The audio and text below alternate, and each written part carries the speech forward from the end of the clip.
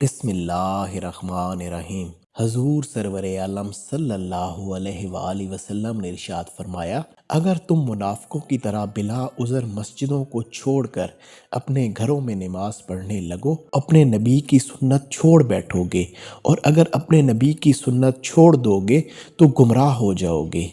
इस हदीस मुबारक में फ़कत एक जुज़्व जिसने छोड़ा शरीयत का, उसको मुनाफिक के दर्जे पर खिताब किया गया और उसको गुमराह कहा गया।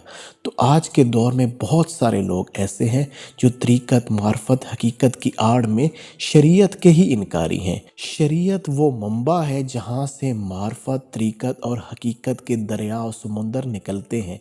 लिहाजा जो भी शख्स अल्लाह तक पहुँचना चाहता है उसको चाहिए कि वो हजूर पाक की शरीयत की पैरवी करे, ताकि वो अल्लाह सुब्हाना ताला तक अपने सफ़र को एहसन और आला तरीके से मुकम्मल करे।